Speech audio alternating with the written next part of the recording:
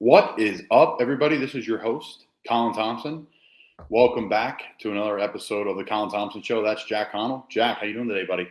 Doing good, doing good. We got a little early afternoon episode today. I like it. It is nice, Jack. It is nice. It is beautiful out. Fall is here. Some places colder than others. I know Cape May, New Jersey, they're freezing up there. 50s, 40s weather. Charlotte, the best weather city on planet, maybe other than San Diego. We have awesome weather right now. It's probably 70, sunny, no humidity. It's freaking beautiful. But fall's here across the country, which has been really fun. Football is officially back. It's great the first couple of weeks. You get that hot, humid air. Guys are cramping, all that stuff. But now we're getting the real football weather. The leaves are changing, I bet, in Bucks County, Jack. Is that true? Yeah. It is true. I just had a nice little scenic drive up to Peddler's Village. That nice little foresty vibe on 202 was starting to look a little autumny out there. So I can definitely say the vibes are changing. It is the change of seasons. Everybody's got their allergies or change of season colds up here. You can tell more than one way is that fall is upon us. Fall is upon us. Peddler's Village is an awesome place to go year round, but particularly in fall through the holidays is really cool. I kind of grew up around there. My mom has businesses there. I grew up in Peddler's Village, really working with her, working for her, turning the lights on for the grand illumination, when the lights come on for the holidays. So it's a place near and dear to my heart. If you're in Bucks County and you've never been, you need to go. There's a lot to do, a lot to see, place to eat, shopping. It's cool. But no, an awesome episode for you this week, Jack. I'm not going to bury the lead. Matt Cubbler's coming on. U.S. Army veteran, Air Marshal, current police officer. He's just finishing up his long 25-plus year career as a police officer. He's private security for people like Tim Tebow. He's an author, public speaker. I met Matt, and we'll talk about it. We have a long hour episode of him and I just chopping it up, talking about life. It's really laid back. We did it this summer, the summer series that I did before training camp. So it's a couple weeks old at this point in time, but it's still relevant. We just talk about life. We talk a little bit about, different things that, I was on Matt's podcast before, and it's probably the most open I've ever been about my personal life, about what makes me tick, about what makes me upset, about my family, about, personal things that I've really never really shared on air. So check out 2 Dates and a Dash podcast. That's Matt's podcast, 2 Dates and a Dash podcast. But Matt has become a friend. He's been someone that's been, great to me, protective of me, a fan of both each other, and just a great guy. We met at the Maxwell Football Club Awards back in 2018 when I was with the Bears still, and we hit it off. And I go to the event every year now, and it was just great to meet Matt, just a great guy and someone that does a lot for a lot of people, a huge mentor for a lot of people, especially young kids, young athletes. Just a great guy. So I think you're going to enjoy the podcast. What we do here is we have multiple, people with different professions come on the show. We've done a lot of football the last, 6, 7, 8 weeks because football season is came. Jack and Justin came down for training camp. We still have those interviews to come. We still have Matt Ioannidis coming. We still have Johnny Hecker coming. We still have all these ones coming. We have Airplane Repo legend Ken Cage coming on. So these all get backlogged, which is great. It allows me to do my job, allows everyone else to do their jobs on our team, and then also put out some podcasts that are a couple weeks old. We had an awesome opportunity to go live with Mike Lombardi last week. If you're a football fan, I said this yesterday on Twitter, and you don't listen to that podcast, you're robbing yourself of a lot of knowledge. I think that's really what Jack said after too, was I learned a ton because we all want to learn more about this game, right? I shouldn't say we all, but the people that are really true fans. Like if you're just a fantasy football fan and you want to flip the game on Sunday and you want to go to the bar and eat wings and have a good time, and that's like more of the social side of it, great, awesome. But there's a large part of our listeners that really enjoy the business of football. They enjoy scouting side of football. They watch the combine, right? They're all in. But Mike Lombardi was all about that. I mean, he's literally talking about learning from Bill Walsh, legendary NFL owners, Bill Belichick, like just incredible stories. We could have went for hours, but I just try to keep it tight, keep it light, and we'll get him on before the end of the season. I'd love to get him on multiple times. He's just a great guy, and I had the opportunity to work with his son, so it's a great connection for us. And I appreciate everybody who tuned into that episode. I know there were some people that have tuned into that episode that were first-time listeners and now are loyal listeners. So thank you guys. It means a ton to us.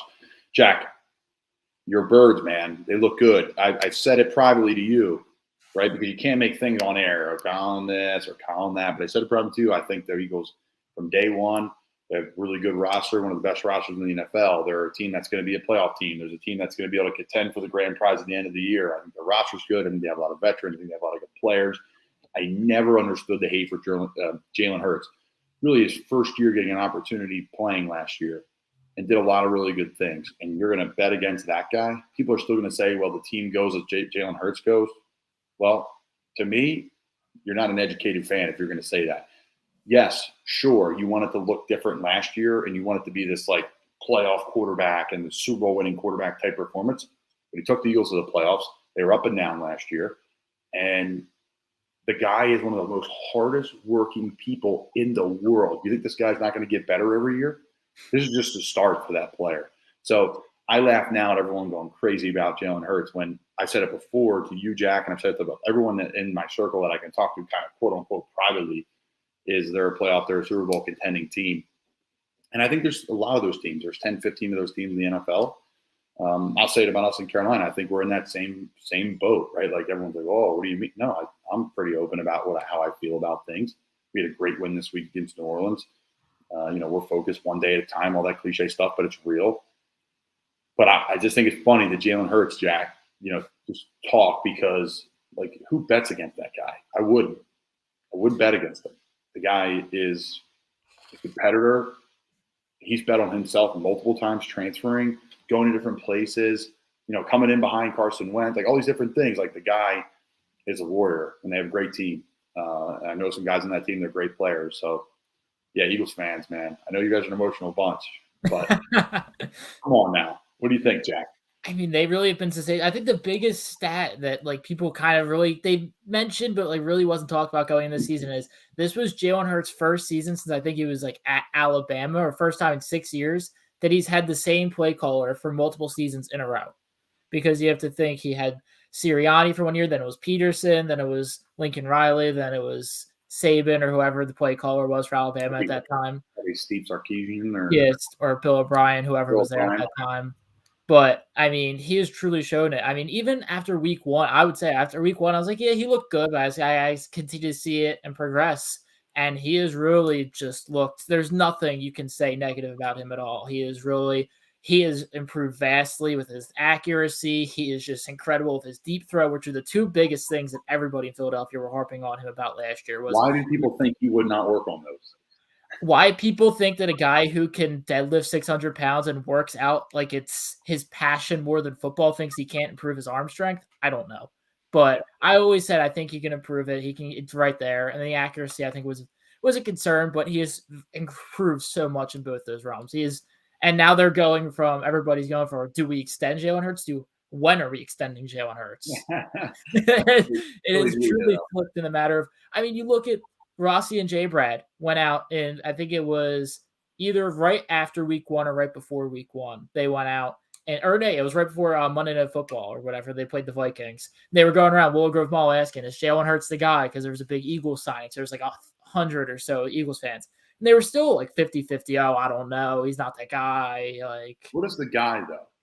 Like, it is a team sport. And that's why I was saying, like, week one, when you're talking like, yeah, week one, he looks solid and all these different things. It's like, this is a long season. This takes a while. There's only like two people on the planet that can come out and do what they do on a weekly basis. And you can name them, right? Like, they're just freaks. They're not normal human beings. To play quarterback in this league, there's different levels to it, but they're not even near the level that people can even relate to.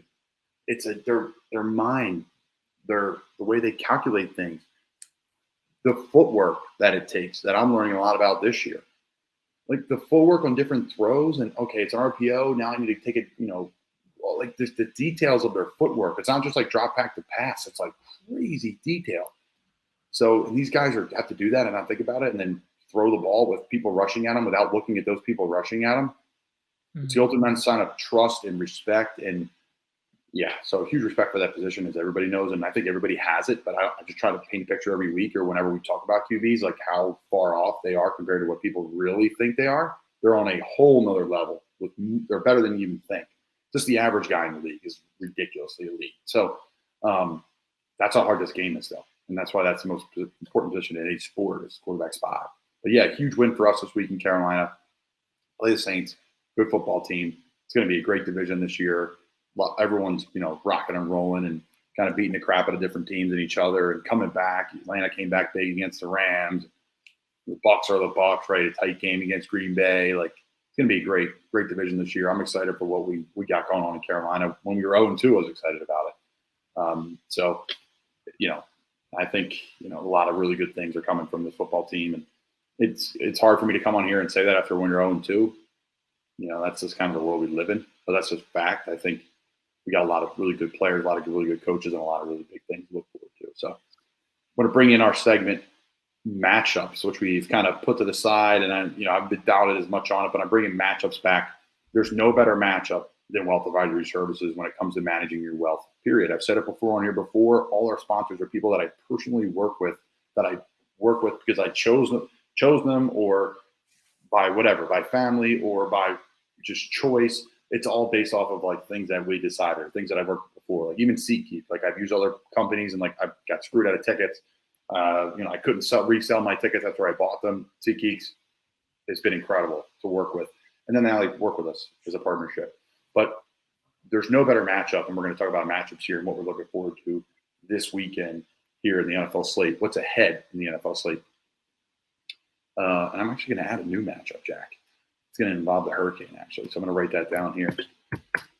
But truly, no better matchup than our friends over Wealth Advisory Services when it comes to managing your wealth. Big, small, medium, tall, whatever it is, Wealth Advisory Services has it, truly. They're a family business, 100 years of experience. Doylestown, Bucks County, Cape May, New Jersey, everything in between. They represent people and work with people, nationwide, which has been a really fun thing for me to understand. I was like, thought it was just more of a local thing. They're like, no, we work with people across the country. I'm like, no crap, that's awesome. So to work with those at Wealth Advisory Services when it comes to just figuring out what you're going to do with the couple bucks you have, right? Starting that planning process. Because if you get on that now, it changes your life when you're 30, 40, 50. You can make different decisions instead of decisions you have to make money.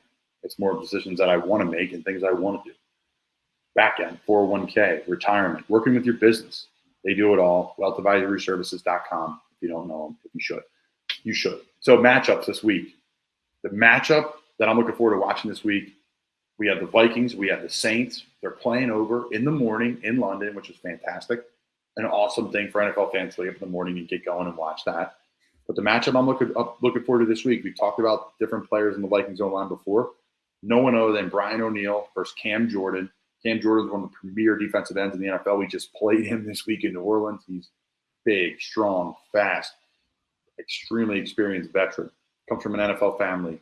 He's got great moves. He can do it all. In the run and pass game, he's a great player.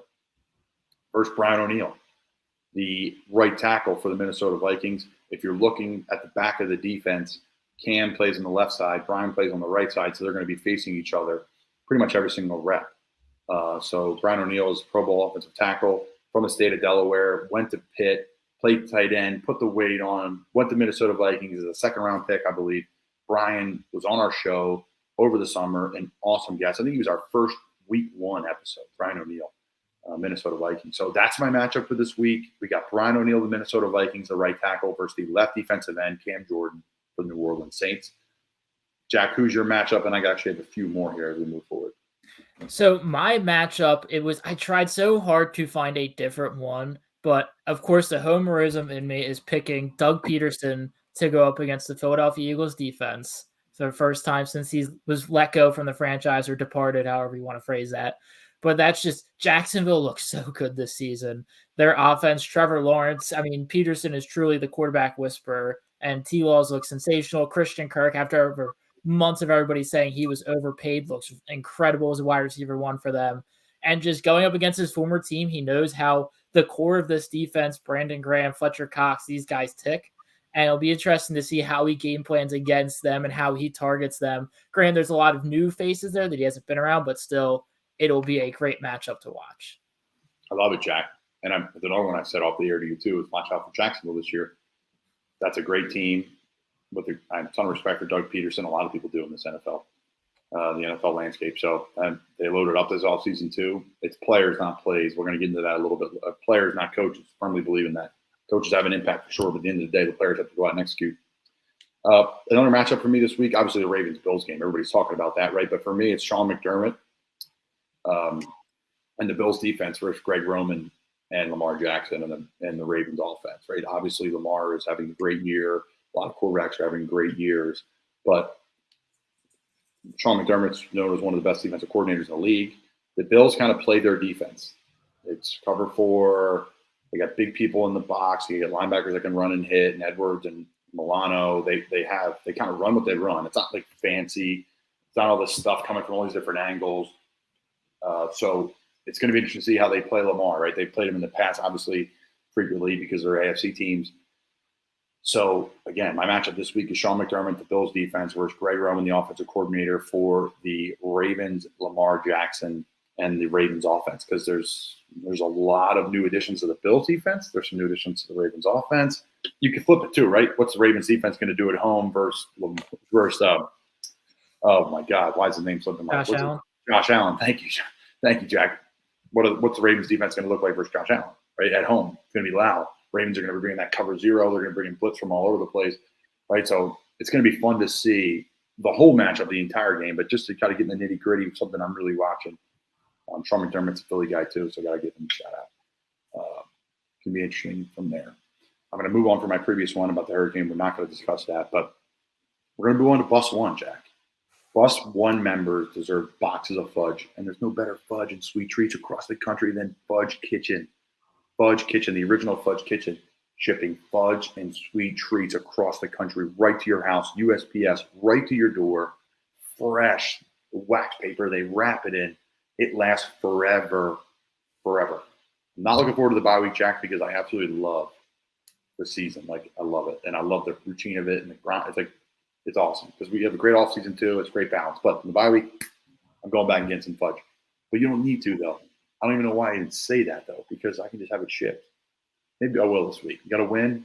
I got to ship some fudge down from the original Fudge Kitchen and celebrate a little bit with some fudge, some sweet treats for the boys. Maybe the O-line, with the tight ends up, the quarterbacks, they'll love it. So Bus 1 members deserve some fudge from the original Fudge Kitchen. Check them out, guys, fudgekitchens.com. My Bus 1 member this week is Teddy Bridgewater. I played with Teddy here in Carolina. He was the quarterback on my lone catch in the NFL and my lone touchdown pass in the NFL, touchdown reception, I should say.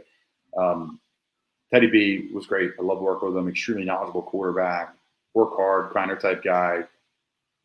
But last week he was at his alma mater in Miami, coaching, writing plays out, mentoring the kids. So he's a Bus 1 member to me. Going back to your high school, being involved. He plays for Miami Dolphins now. He's the backup quarterback there. What a great gig for him. Teddy, I believe, is a starter in this league. But to be a backup for Miami, team trending in an unbelievable direction, right? And with a lot of great players. Tua's having a great year. But Teddy's, a great quarterback. But he gets to go home. He gets to go back, give back to that community, give back to the kids. What a great role model for players is Teddy Bridgewater, young players, high school kids. I love coaching because you can have a huge impact, especially at the high school level. Kids are starting to figure it out more. Kids are growing up. You can help with a lot of things, and I absolutely love doing it, being involved with Lower Cape May football, Archbishop Wood when I can be. So props to Teddy Bridgewater. He's our Bus 1 member of the week this week at the Colin Thompson Show. Anything, Jack, to add there? No, I think that was great. I saw that video. That was really awesome. I mean, you always seeing the old players that go back to their high school and help out sort of stuff. Teddy's kind of the only example. I've seen numerous ones before, but Teddy's pretty much the main one that pops out of my head, especially coaching on the sideline. I've never seen that before. I've never seen here's X's and O's. Now, he probably had practice with them. He may live around the corner.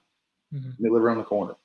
Yeah, he doesn't have a podcast and media company, I don't think so. He's got a little bit more time in his hands. But no, props to Teddy B for going out there, Bus 1 member this week. Teddy B deserves a box of fudge. Absolutely. He's had fudge before, though. We've had it. He's had the original Fudge Kitchen back in our facility here for sure. So a new segment, Jack, under the bus. Who's going under the bus this week? You got the Bus 1 driving. Who's going underneath of it? That's going to be brought to you by Amiche, our new sponsor here at Not For Long Media, the Colin Thompson Show. Amiche. Oh, man, my wife and I eat here 2 to 3 days a week. We love this place. Up in Lake Norman, in Mooresville, 25 minutes from the city. That's where I live up here. And it's right around the corner. Amiche, Italian food, unbelievable Italian food, Jack. Like unbelievable. Great spot. They just got some TVs up in there for the football game. Their brunch is incredible, but their dinners, I mean, the Utica greens, the chicken parm, the riggies, the fried mozzarella, the calamari, you just boom, keep going. I get the salmon special with pasta and shrimp and just like unbelievable. They have massive, ridiculously large salads. Incredible. The breadsticks are great. Like the garlic bread's incredible. This place, me and Amiche, new sponsor of the Colin Thompson show. Check them out. Tell Nikki Bonbon that we sent you here at the Colin Thompson show. Go check out our friends, guys, at me and Amiche in Mooresville. Just right at the northeast part of Lake Norman here, right outside the Charlotte. Me and Amiche place is the freaking best. But under the bus, who's going under the bus this week, Jack? Take a guess. I wonder who. I wonder who it could be. It's my old friends at the in the Philadelphia Media Market.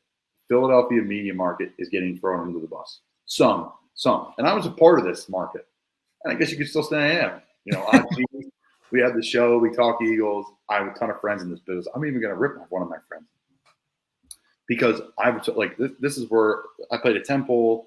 I was, worked, I got to work, but I was around 97.5 The Fanatic with Harry Mays and Jason Martinez. I called games for 97.5 The Fanatic. I know a bunch of Philly media members. I did Eagles pre and post game live. So I get it. I get what's going on. But we have to fight this. We have to fight the urge for low hanging fruit.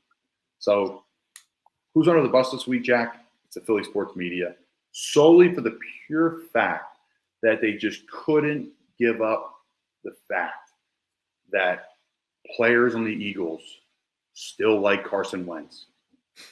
That drives me crazy, folks. So we now have a personal vendetta against Carson Wentz, like he did something wrong, like he owed the city something, like he's the one who wrote all those checks to himself that he was either hurt or couldn't play or he didn't earn the money. He earned the money. One of the best quarterbacks in the NFL for a period of time there, for sure. He had a freak injury. The guy was a legend. They're ready to build statues out for him. He got the team to a place where they had unbelievable home field advantage during the playoffs. Nick Foles and a really talented Philly roster took it the rest of the way. That's what teams do. That's what happens. Should be celebrated. But this guy's booed out of the place. People label him as a bad teammate. When I'm seeing pictures of him and Fletcher Cox pregame, and then I'm seeing, just memes and gifs of like what Fletcher's probably saying to Carson, like, oh, you're going to get sacked today. Oh, I'm going to beat your ass today. No, they're probably great friends.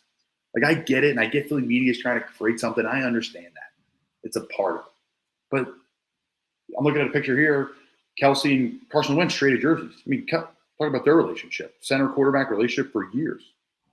Like, these are two guys that, like, are deep. Like, I know Trey Burton talked unbelievably about Carson Wentz. Trey's a friend of mine. Right? Like, Carson Wentz was, like, best friends with Nick Foles. Like, this is a quarterback that came in and won the Super Bowl. Like, think about how hard it is for Carson to not live up to what he wanted to live up to. That's what upsets me. So, like, everyone's making a big deal about the grass stains on Carson's jersey because he got sacked so much. Like, they kept trying to pry it out of Jason Kelsey after the game when they're interviewing him in his locker when they had the Carson jersey. Like, oh, you traded jersey with Carson? How about all those grass stains on the back, Jason? Not like, hey, tell me about your relationship with Carson. That's what the question should have been. So that upsets me. Like, there's a personal element to this game. There's 100%. And I get it. As a player, we have to sit here and play the game. I understand that. But, like, you'll get more out of Jason if you say, like, tell me why you love Carson. But and they may have done that. But the problem is people capture it and only put the negative on. Like, hey, we're going to put the negative about the grass stains. And I know it's hurt your soul, Jack. You're a Philly media guy. But this hurts my soul as a player. It's like, you know what? He had some injuries. He dealt with a lot of stuff. You don't think he wanted to win in Philly? You don't think he wanted to sign and be there forever? What did he do personally to the city? And then the other one, my boy, my guy, Mark Barzetta, Archbishop Woods, Temple Ave. Love this guy. He's the man. And I've been on our show. We're going to have Mark on our show. I love Mark. Awesome dude. But he had Avonte Maddox on, and he was, like, shocked when Avonte was like, I like Carson Wentz. Like, it was almost like shock. I'm like, come on, Mark.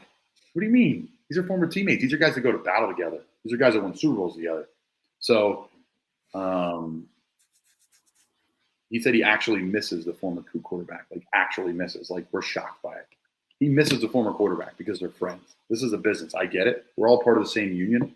We all want to win for the cities, and that's what makes Philly an awesome place to play, because there's that passion. There's that. It's like, a couple million strong out there on the field with you as a player. It's unbelievable. But I got to put Philly media under the bus this week, trying to create a narrative of Carson's jersey got grass stains on it, and what are your thoughts? You guys are friends with Carson? I'm shocked. What do you mean? What do you mean? Like, guys love him. Like, there's Teddy Bridgewater's left Carolina. I mean, I love Teddy. So I don't know, Jack. That irks me, man. It irks me. And you know me, I'm not on the show. I don't like say anything negative. And again, I'm not really saying anything negative about the Philly media. Some of my best friends in this industry are Philly media guys. I love it, but I just hate that. Just that story, that generating of the story of like, we're gonna take down Carson. He screwed us. Did he really? He was dive into the end zone and two guys destroyed his knee. You think he wanted to deal with? Think about his rehab. Think about what he had to go through. Think about the hate.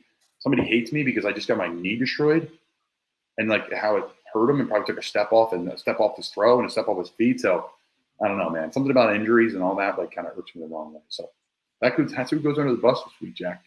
I don't like ripping people. That's where we had to go with it. That was a deep one. That was a very passionate under the bus debut from you. I like it.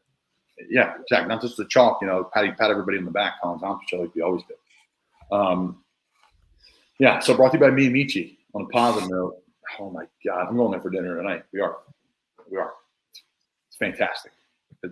I'm thinking about going for lunch, honestly. Lunch is great, Jack. Huge Amiche fan. They got healthy stuff. They got the heavy stuff, the pastas. Oh man, I love their stuff. Great breakfast, great brunch, and they cater. They cater a whole event for us. You guys saw we had that big meal, and you guys saw, some of our followers saw I posted that big meal at Christian McCaffrey's house, and all the Panthers players we had there for throwing. We all came down a couple of weeks early for training camp and got some throwing in, and was a big fan of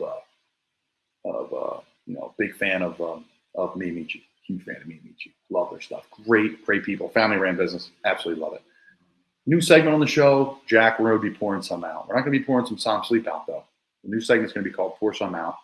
And we're not pouring Som Sleep out, Jack, because I absolutely love it.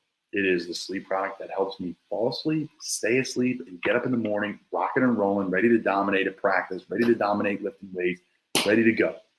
I don't wake up groggy. I absolutely love their stuff at Som Sleep. Get Som Sleep. Get SOM Sleep. Get Som Sleep. Promo code Colin. 10% off. Check them out. Natural products help you go to sleep, wind down, stay asleep, and then get up and rise and kick ass throughout the day. Get Som Sleep. Promo code Colin. So we're going to pour some out for a friend. I saw the tweet, this report, Jeff Collins got released of his duties at Georgia Tech. You hate to see anybody get let go, let alone someone that I built a personal relationship with. I wouldn't be talking to you today, and probably wouldn't be talking to you from this platform as an NFL player today if it wasn't for Jeff Collins. Jeff opened his doors to all the alumni at Temple right when Coach Rule left. Personal phone calls, personal text, just like Sean Drayton is doing now. Coach Drayton's doing now. And they're turning things around at Temple too, Jack. Let's go, baby. Tough loss of Rutgers, but where things are going in the right direction. Big win over UMass this week. But, he opened his doors to us. And a lot of people do that in this business. Have truly opened your doors. It's one thing to tell alumni, hey, listen, come back. It's your facility. It's your team. No. He said, hey, listen, here's a whole locker row, 10 lockers for former players. I was able to wash my clothes there. I was able to train there. I've worked with Dave Feely, one of the best strength coaches in the country, who's now at Duke. Got to know him through there. I was able to work out, be around the guys, watch film with people like Ed Foley, be around NFL scouts, be around the business still, and keep me going for several years when I was in and out of the league. So without Jeff, I wouldn't be able to have that. Jeff was unbelievably cordial for me in my first interviews, Jack, post-game, on the field. Coach Collins, what do you think about the win? And Jeff got his arm around me on the field, like, huge win for us at the Owls. We just beat Maryland. Let's go. Like, incredible. Like, as a young reporter or a young person moving up in this business, I've never done this before. No experience. And here I am on 97.5 The Fanatic interviewing people for like doing play-by-play, doing color commentary, and then at halftime or post-game interviewing Jeff, you know, like, so a ton of respect for Jeff as a man, as a coach. And, you know, I know what it was to some extent, talking to a lot of people there, the hurdle to change that place from what it was with the triple option and the option system and smaller players to recruiting big time against Georgia and going to bat against all these players, you know, all these big universities there in the South. They're competing with Florida and Alabama and Auburn, Georgia, you name it.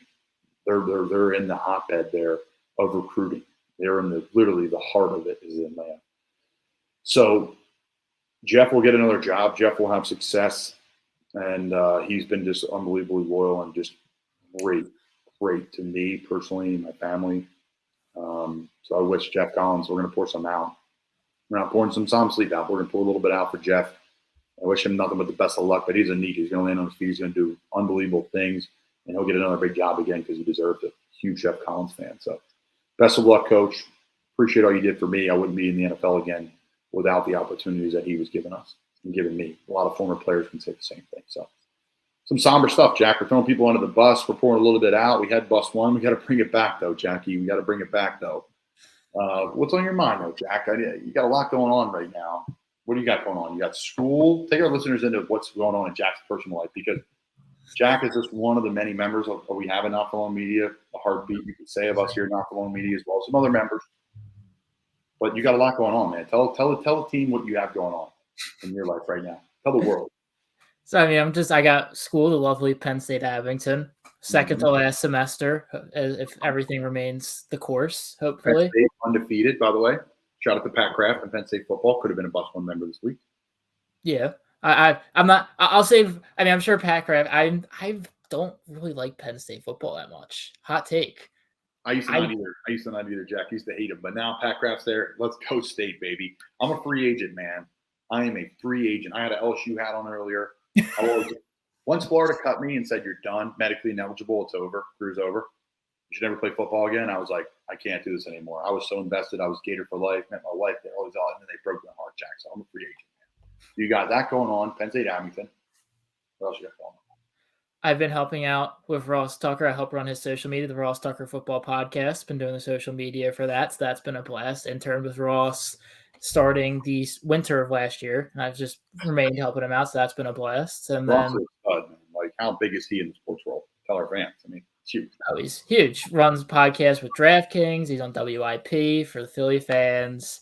He does Westwood One, so he does CBS Sports Network for, I think, usually the Army games, but last week he had Buffalo, Eastern Michigan. So he's been all over the place in college football and the NFL. So, I mean, pretty much he's got his hand in everything. So, I mean, that's something I'm sure all of us strive to do with sports media, is just do everything at the pinnacle of it. So, yeah. And then, of course, helping out with the lovely game staff at Penn State Abington as well, helping run all of the games there. Jack does it all, man. He is unbelievable. We have a great team here in Not For Long Media. We're always looking to add more, though. So those that listen are interested in getting in podcasts, whether you have no experience or any experience, we're always looking to add more great people like Jack and our team here. We've added some awesome people lately, and just excited to see where we go, man. It's been fun. We have a lot of great podcasts now. Make sure you check them out. Geez, Harry Mays and Jason Martinez. We got Kenny Albert coming on here in a little bit, Jack. The great Kenny Albert. We have Two Girls, One League football podcast driven by all women.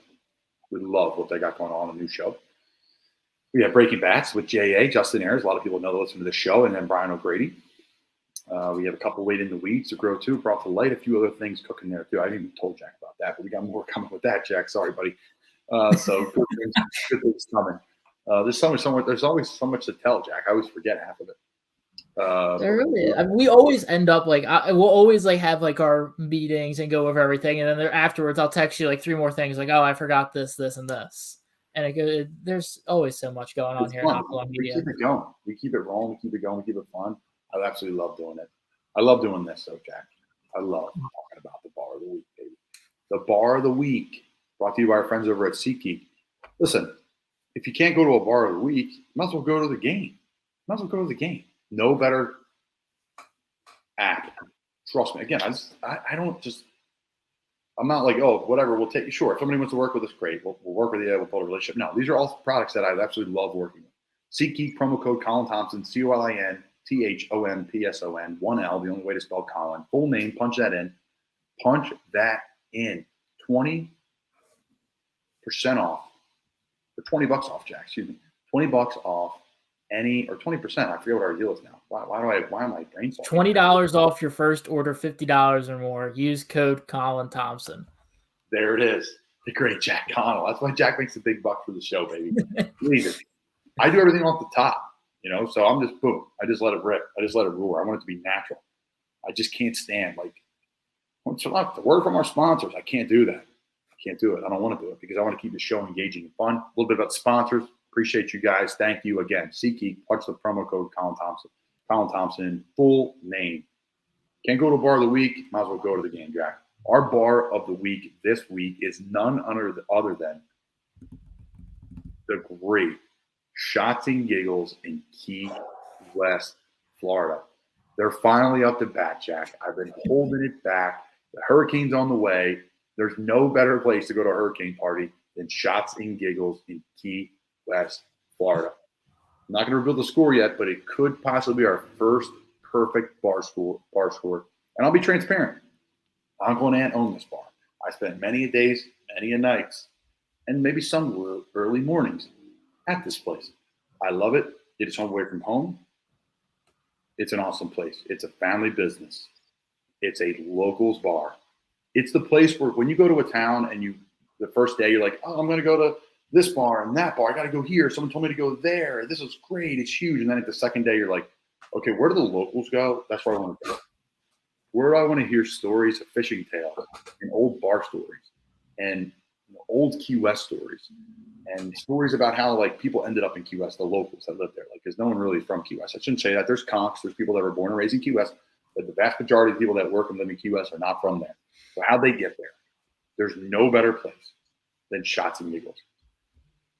Food and ambiance. No food, but Steve and Hanya put a 6 spread out for game days in the NFL. Steve's making ribs, hot dogs, got chili. They do potluck. They do incredible stuff for football Sundays. They always have food coming in and out. You can get food to go. You can eat it right in the bar. We get pizza delivered right to the bar. We eat it right in the back. There's a big wine room with a big TV at the other end of it and a huge place that we just get pizzas and have a good time there. So the food and ambiance, because you can get food brought in, the back area is tremendous. You can get beer, wine, and liquor to go. You can sit in the back towards the wine room and the beer room back there and hang out. There's a big couch. There's seating areas, like a little mini bar back there. You can sit out and watch the games. We're going to get into that in a second. So the food and ambiance, the front porch is great. The best sightseeing in town. It's right off the Ball Street, so you can see all the people walking under the water. You can see all the people just taking in the sights. Great, great, great people watching. There's a huge courtyard right there to hang out too, right next to Tattoos and Scars, a great bar there as well. So the food and ambiance, guys, I'm going to go with a 5 out of 5. There's lots to do. You can walk up to the window, hit the bell, and the service, the bartenders who are the best in town come right up, get you a beer. You can walk around with a beer legally in Key West, any drink. So food and ambiance, 5 out of 5, Jack. I'm going to go with the 5 out of 5, the rare 5 out of 5. TVs, the place is not that big. It's small. I think it's a 10-seat bar, maybe a little less, maybe a little more, 10, 15-seat bar, and then another bigger bar, same size bar kind of situation in the wine room right there with a big TV at the end. So there's probably 20 bar stools in the place, and it's tight. It's fun. Again, it's local driven. It's got a great vibe in there. TVs are a 5 out of 5. You can't fit bigger TVs in the place or more TVs in the place. Every angle there's game on. They have NFL Sunday ticket. They have TVs like, okay, this is the Eagles TV. It's an NFC East bar. I've said it before. This is where the Reds, the Commanders will play. This is where the Giants are. This is where the Cowboys are. You come in, you request a game, they pop that game on. So any big game, they got it rolling. They got the red zone on. We watched March Madness there before. It's great. We've been there for Premier League games. In the morning, it's great. We had Florida Lacrosse on one TV. We had Premier League, and then we had Texas Tech football on one TV. So, it's awesome. Feels like you're in your living room in Key West, right off the Ball Street, right behind Sloppy Joe's. The beer, 5 out of 5. TV's 5 out of 5. Food and service, 5 out of 5. The drinks are fantastic. So I'm going to put beer and drinks right into that mix. Awesome drink specials. You can't beat them in town. Period. You cannot beat them. And they're freaking ice cold beer. Ice cold beer, and they'll stuff it in ice for you too if you want it cold. So nothing better than ice cold beer. So food and ambiance 5 out of 5. TV's 5 out of 5. Beer 5 out of 5. And last, certainly not least, Jack, I'm going to go with the service. And you're not going to find better service in town than Shots and Giggles. You can go up the service window and get a drink to go. One bartender, they run the whole place. It'll be wall to wall, and they dominate the whole place. Stock the bar, get the drinks, make the drinks. Everyone has got what they want and more. So I'm going to go 5 out of 5 on the service, Jack. So we have our first 20 out of 20 bar Shots and Giggles, Key West, Florida, right directly behind Sloppy Joe's. Right behind Sloppy Joe's. Can't beat it, Jack. Our first 20 out of 20. What are your thoughts? I'm impressed. I'm shocked. We finally got 20 out of 20. And like you said, I'm kind of shocked it took us this long to get to Shots and Giggles. I honestly expected that to be one of our first out the gate, but I guess if it's a 20, I completely understand saving it a little bit to show the impact of how truly great a 20 out of 20 is. That was the plan, Jack. You know me. Dialed in, but also sometimes not dialed in. So yeah, that was the plan. Hold as long as we could. I knew it was going to be a 20 out of 20. I didn't want to start with that. I wanted to paint the picture of some other places, but this is one of my favorite places to go to and hang out, especially in the off season. Obviously, it's the best. It's family business, and there's something special about family business, I think. And then to make it in a town like that, with not a lot of family businesses, I think it's a really cool place. I've run by amazing people, so check it out next time you're in Key West, guys. Shots and Giggles Key West, brought to you by, our friend, our bar of the week, brought to you by SeatGeek. Pour some out, Som Sleep. Check them out. Promo code Colin, C-O-L-I-N. Under the Bus was brought to you by the Amiche, the best Italian food in the Charlotte area by far. Best service, best people, another family-ran business. Fudge Kitchen, Bus One, another family-ran business, 50 years of a family business. The next 50, another family business. Fudge Kitchen, shipping fudge and sweet treats across the country, the original Fudge Kitchen. Matchups, Wealth Advisory Services, family business. Again, wealthadvisoryservices.com. If you don't know them, you should. And then Matt Cubbler joining us today, guys. Like I said in the beginning of the podcast, U.S. Army vet, Air Marshal, police officer, private securities. We work with Tim Tebow hand to hand. Got some good Tebow stories. He's an author, public speaker, a mentor to many, including myself, a former strength coach. He's done a lot. He's well-traveled. He's got great stories. Anything before we wrap up there, Jackie? No, I think we've pretty much covered everything. We got a bunch of segments in today. It was definitely a very detailed episode of the Colin Thompson Show today. Usually, sometimes we keep it short and sweet, but we add a couple more segments. I loved it. Nothing wrong with that. Nothing wrong Taking with a shot at my own organization. Yes, you're right, Jack. We're a little more organized today. I actually sent you the outline of the episode 1 minute before we went on air. Not even. So Jack had very little time to prep, but that's the way we do it. We keep it fun. We keep it loose. Have a good time. If you want to listen to some organized, crazy radio, you can go listen to ESPN radio. Whenever you could turn it off every 10 minutes to be a commercial. We try not to do that here. Try to keep it fun, loose, and light. That's Jack Connell, the great Jack Connell, absolute warrior. Thank you, Jack. I'm Colin Thompson. Appreciate you guys listening to the Colin Thompson Show. It's a longer episode today, but if you like our show, you listen to it, I guess. People always complain, Jack, episode's too long. Well, you listen to Joe Rogan, that's 3.5 hours long. So you just say my podcast sucks, which is fine. I don't care. But I appreciate you tuning in. Enjoy the Matt Cubbler episode. Thanks, guys.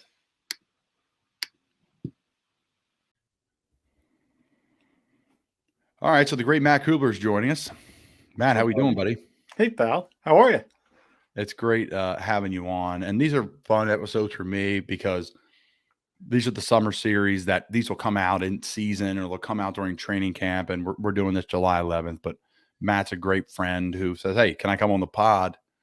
Absolutely. Everyone's welcome on the pod, but especially Matt, because Matt's been, someone that I've been able to talk through things with. Met a few years back. Christ, I was with the Bears at the time, probably 2018 Maxwell Football Club Awards. Yeah, probably about that. Baker Mayfield, who's now Carolina Panther as of July 11th. Oh, yeah, I saw that.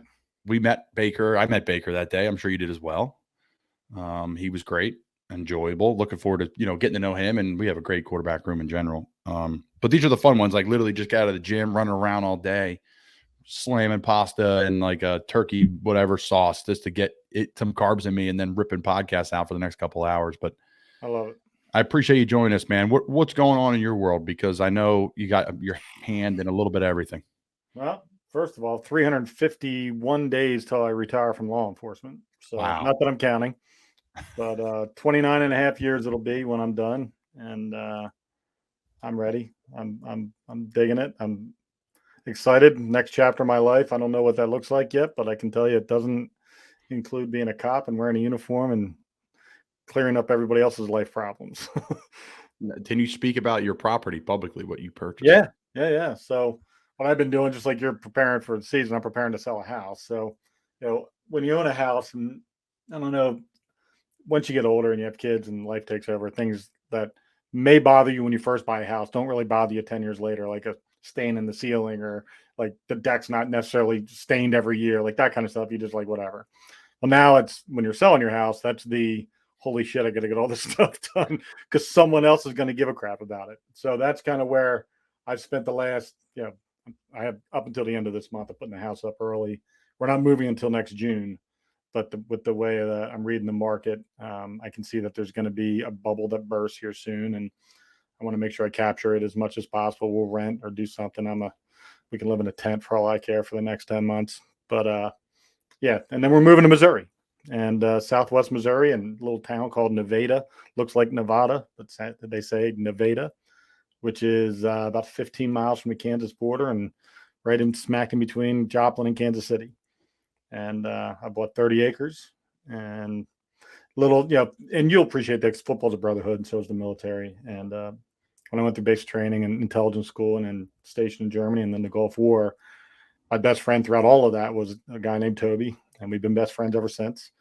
And we made a pact when we were in intelligence school that we'd retire and build houses next to each other on a big plot of land.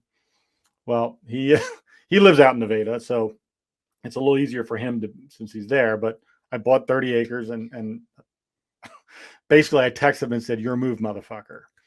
And he's like, "What?" I said, "Yeah, 9 miles to the northwest of you. I just bought 30 acres. Time to put your house up for sale. Start building a house." He's like, "I don't want to sell my house. I like my house." I'm like, "Well, we made a pact 32 years ago. It's time." So he sold his house and he broke ground last week. And so he's building his house and 10 acres on the 30, and we're going to live next to each other. And we each have dueling ponds in our backyard.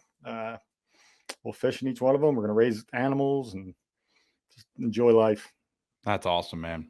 Good for you. You like you said, it's hard to fulfill those things. You talk about them, like, the drunk conversation. That's like my biggest thing. Not that I'm like hammered all the time, but I'm saying, like, you have a conversation with someone, like you and I met and we're at the Maxwell's and we're having drinks, and I'm like putting notes in my phone because I'm like, we're following up on this shit. I think, and we've been able to do that over the years. My moves and my travel has not aided us well when it comes to me training with you and doing that stuff. And that was part of, you coming on today. I want to get into that stuff, but before I do, I want to address kind of your journey, your career from, you said that basic training, why did you get into the military service, industry, and then now to the police officer. You're looking at 30 years, but you've done a lot. You've gone to be politician at some point. You've done a police officer. You were air marshal. I want to hear more about that. So talk about, can you take us back to kind of day one? Okay, I want to be in the service. So it's I got to be different with everything. I can't follow a blueprint. I don't like to follow anybody's rules. I make my own. I like to go the harder route because I feel like it forges me to be a stronger man and a leader. And we're lucky we live in this amazing country where it allows us to do that. Amen. Yeah. I wanted to be a cop since I was little. My parents got divorced when I was 9 months old. My dad was pretty much non-existent growing up. So I had a single mom. I had an autistic brother who stuttered, older brother who sadly passed away when I was 18 in a car accident. But my mom sort of like, I learned how to work hard from my mom, 3 jobs. She's a warrior. And she dated a cop when I was 6. And that's when I kind of knew I wanted to be a cop. So my entire life journey was in this sort of pseudo, even when I was little, I thought I was a cop. Like I was inserting myself into other people's problems, fixing stuff, sometimes causing problems. And then I also, dabbled in the other side. Wanted to see what the criminal element side where it looked like. So I might have danced a little bit into that area growing up. And I went in the Army because I needed to do something. I had a full ride to the Coast Guard Academy. So I was ready to go do that. But I also knew that I was limited academically for 2 reasons. Number one, I was super smart. I have like a 146 IQ, but I'm also lazy as shit. and at least I wasn't. And I knew how to find loopholes and backdoor everything. If there was a way to do something well without putting in the effort, I found it. And going to a military academy was going to expose me. So I knew that. And rather than face that, I thought I'd take an easier route, which was to go in the military, because all I wanted to do was become a cop. So just sort of trying to get me to that stage where I was able to do that. So long story short, the military was just as difficult for me. I went Army intelligence, and I was a cryptanalyst, and I found out that I couldn't backdoor that. I had to learn how to use my brain to decode things, and I wasn't used to doing that, and I got exposed, and it was very humbling. It didn't stop me from trying to find the back door and everything, but it forced me to realize how to actually, if I need to really step up and put in that effort, I could do that. And that was kind of the first time I ever really got challenged by anybody. So I went in the military, did 4 years, was a Gulf War vet, and got out and became a cop, right? Literally 6 months after I got out of the Army, I became a cop. And for me, law enforcement, very similar to my military time. You know, I bucked the system a lot in the military. I went against the grain. I didn't necessarily fit into the rah-rah, hoorah, polish your boots thing. That just, I want to just get to work. And I didn't, all the other ancillary shit just really didn't interest me. And you got to kind of interest you because it's part of the process. So I figured out how to manipulate that. And then law enforcement, same thing. Law enforcement is a very structured profession. You know, you wear a uniform, you got laws, you got traffic, criminal, civil, all kinds of stuff you got to know. And I just didn't, I found ways around all that to fit me so that I could actually be me and authentically me, who I am, and really make a good career out of it. So I did that, became an air marshal after 9/11. Why? I saw that towers go down. I'll tell you the real quick story. I was on SWAT at the time, and we had just finished up an early morning drug raid. Where? In Pottstown. And we hit a house, did really good. So got some guns and drugs, and we had been up all night prepping for the raid. So we hit it before dawn, and by the time we were done, it was 8. I was in bed by 8:15, 8:45. My phone's ringing, and someone woke me up to tell me that somebody flew a plane into a tower. And I'm like, if they didn't fly a plane into my house, don't wake me up. I'm exhausted. Because at the time, I didn't think that it was a terrorist attack, right? I just thought it was. And when they said plane, we sat pretzel style in a circle in second grade, Mrs. Krupas's class in Cold Spring Elementary, Central Bucks East School District, Central Bucks School District, Doylestown, Pennsylvania. And we sat, and she said a plane crashed, and we're sending everybody home. I thought a plane hit something in Doylestown Airport. Now, I traveled as a kid. I was very fortunate, but my mom used to take me and take a, Egg McMuffin sandwich, and we'd go watch the planes take off in the morning, all the guys, whatever. So that's what I thought about it, but continue. I didn't mean to interrupt, but as a second grader, that's where you never forget where you're at. Like Kennedy, like everybody that, depending on what generation you're in, there's that seminal moment where you're like, I remember where I was at for that. And in my book, I talk about this story. And for me, it was, once I realized the gravity of what was going on, I was then awake, and I'm glued to the TV just like everybody else. And the day after, on 9/12, President Bush stated that he was going to expand the Sky Marshal program, which is what it was called before 9/11, the Sky Marshals. And there were 33 original Sky Marshals that formed the new Federal Air Marshal program. And I applied that day, went online and applied that day. And within a few months, I was in New Mexico training with some of the baddest motherfuckers ever in the history of ever. What did that number go to, from 33 to what? Classified number, but under 5,000. Okay. And, across the country. And, there was over 1 million applicants, and I was one of those that got hired. There was a lot of guys like yourself I can't, whatever. I can do this, but I can't go overseas and bang on doors in Afghanistan, but I'm going to fly in a plane. And that's kind of where it was. I'm a patriot first and foremost. I bleed red, white, and blue. And I wanted to go and do my part. And my wife was pregnant with our second kid. She's like, "You did what?" And I said, "Listen, let's just see if we get the Philly office, which is actually in Atlantic City, but if we get that, and if I get hired and they give me that, then we'll do it." And that's what they did, and I did it. And I left her pregnant and for a few months to go train in middle of nowhere, New Mexico. And what are you guys doing training wise? It was intense. It was actually the hardest training I've ever done in my life, because it was the emotional level of what had happened, and then what your mission is was just so intense. And you're with a bunch of literally testosterone filled alpha males and some females Who are who pissed. literally they were pissed, and their talent level was through the goddamn roof. Like the things, the resumes of the guys that I went through training with were just ridiculous. And, I mean, you saw Black Hawk Down? Yeah. So Eric Bana's character, Hoot, was my instructor. My Philly field office, one of the Delta snipers and one of the helicopters that went down in Black Hawk Down was our training guy in our office. Like we had the best of the best shit that like songs and movies were made out of, were the guys that trained us. So the level of training was just through the roof. The precision requirement that there was no, you're at 37,000 feet and you have 10 terrorists step up, we have guns. You got to shoot them, and you got to shoot them and not kill anybody else, and then shoot them and not kill the people in the cockpit, and you got to not blow out windows. Like there's a whole lot of, and then there was bomb stuff. Like we'd learn it literally how to keep a plane in the air and how to defuse a bomb and how to, like, all kinds of crazy MacGyver level shit that you wouldn't even think of was possible. But they crammed all this in a couple months, and then they sent us out every day to fly around the country, covertly at first, and then they came up with this term semi-covert, which was kind of like not a thing. You're either the flight attendant that, hey, listen, you're on the plane. In the beginning, it was they would be notified that there were 2 air marshals. This is where they were sitting, or 3. Always 2. Depends on the type of mission you're on, but that's why they would let the cockpit know. And then it became a thing where we had to go in or be pre-board and brief the cockpit, and then everybody would see you go on the plane. It became stupid. And so much so that like moms would walk by and they'd grab you by the arm and go, "Thank you for what you're doing." Like as they're going to their seat, and you're like, "Well, this is just stupid." Now now we're defeating the point, and I no longer. Which I love. I wish I like, I don't want to know, but man, it'd be cool if I like just got a little something. I don't know. It was the best training I ever had. I worked with the best guys ever. Federal bureaucracy is a real out of control animal.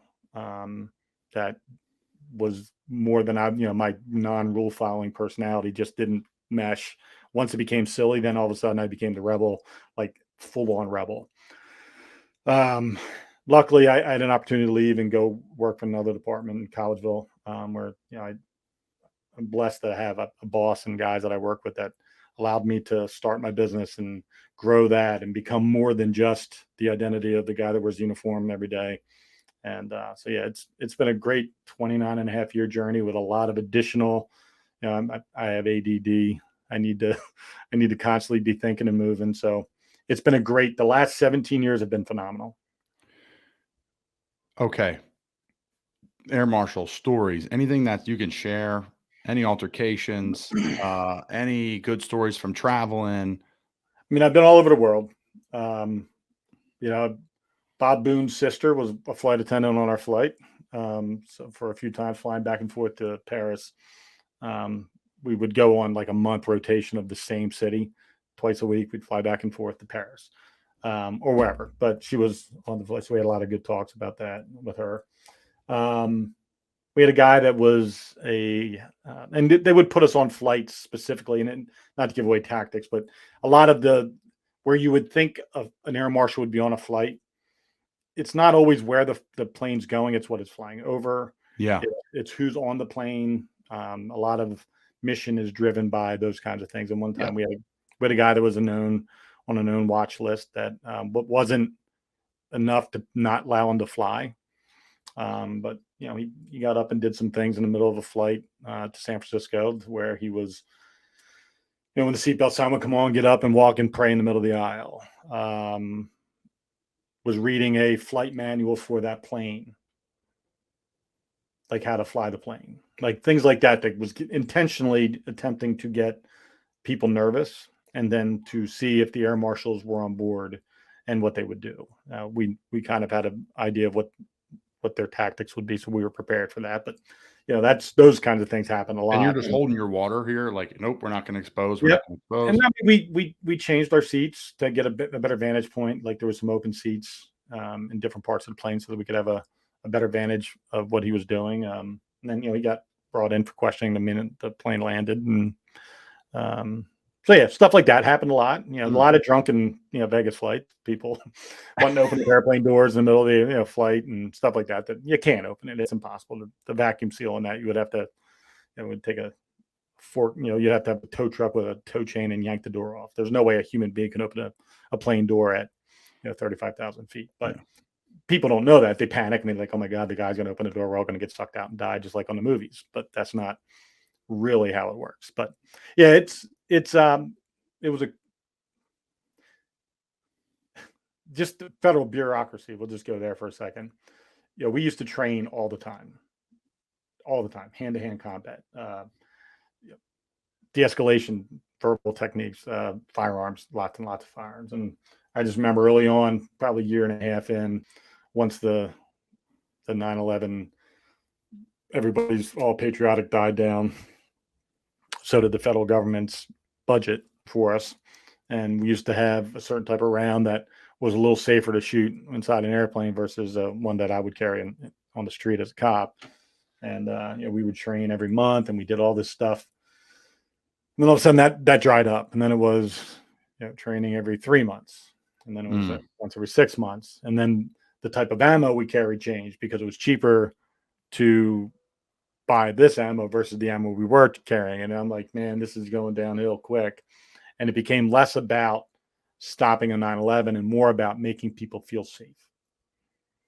And while there is merit to that, it doesn't have merit if the person, you can't feel safe externally and then be safe internally. So from the airport waiting area, you can feel safe. But when you're on a tube at 35,000 feet and that thing that made you feel safe on the ground in the airport is now on the plane with you, and everyone knows he's on the plane with you. So you're not as safe as you thought you were. You were safe because you knew it was there. But when you know it's there and you're at 37,000 feet and you're one of 200 people on a plane and there could be potential bad guys on there, I am now the first person they're coming after. And a lot of the plane is behind me. Yeah. So, being able to hear, having your senses constantly aware of movement, of just it, you're on hyper overload sensitivity. Yeah, you're not reading. You're not taking a nap. There's no podcast. There's none of that. And it's just it's a very, depending on how far the flight is, like it's hard to be that locked in for that long. For that, I mean, it was 4,238 flights I flew. Wow. I kept every one of my boarding passes. Do you have the air mileage on those or what? Not a single, not one. How good would that be? Oh my God, I'd be going to Fiji on the weekends. So here's a fun story. I guess I could tell it. I'm going to tell it anyways. And by the way, first off, we're getting to Mario Abreu. How awesome he's been. We're starting a podcast together. It's been fantastic. He's the man. He's the man. Brought to light. BTL we'll be calling it. It's not public yet. This will come out in a couple of weeks. But so I had a friend. I have a friend who travels the world for work, big time travel, not military, just travels the world. One day the FBI knocks on the door, his office. Sure, come in. Whatever. He's like panicked, right? Like, my taxes, like I think I'm pretty good on all that. Like I think we're good, right? Checklist in his head. He's like, no, I'm good there. I'm good there. That's what happened? Is my family okay? Right? Like, so they say to him, hey, sir, we need your passport. What do you mean I got to go? He said, hey, listen, we're going to take your passport. Someone's going to travel underneath your name to get them into another country. I thought that was pretty cool.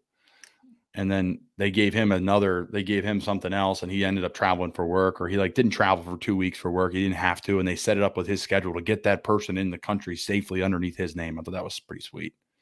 It's amazing. I did some private security, a lot of private security over the last, from 99 to about 2018 or so. I did a lot of bodyguarding, and I did some private security and some contract work where I was working for the State Department and stuff like that. And I remember we brought, I was doing some security, and it was Secret Service. I was augmenting Secret Service for the president of Nicaragua, whose son went to the Valley Forge Military Academy. And I ended up being a limo driver for these people.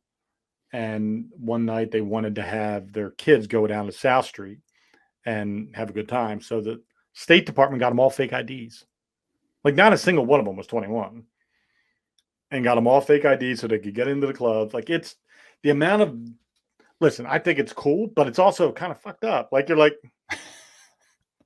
I'm arresting kids for fake IDs at college, right? So like you like, but yet our government's providing heads of states kids. Now, mind you, it's Nicaragua and they're renownedly corrupt. And, everybody that's in the cabinet is related.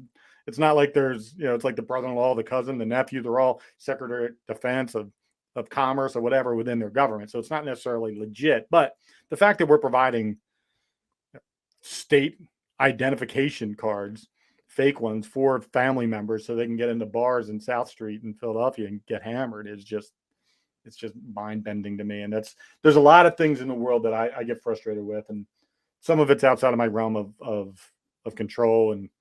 But when I'm exposed to it and the hypocrisy of some things, it's in this 34 years of service that I provided this country, it kind of frustrates the shit out of me that I've been trying to, even though I do work in the gray a lot, I've tried to do shit the right way. That's just how I really, and when you see things that are egregiously not that, it can be frustrating. And moving to Missouri is all part of me restarting my conscience, getting me recentered, getting in a new mindset, and hoping that that brings a little bit of stress reduction and peace that I otherwise have not really had a lot of in the last 3.5 decades. Well, you've been moving fast. You've been involved in a lot of different things. Like you said, the 80 days, which I have myself, has gotten me involved in a lot of different things too. I probably work harder in the off season than I do in season. I look forward to in season, the structure, and this is where I have to be, and these is my time available. So I know I can't fill all that time. Right.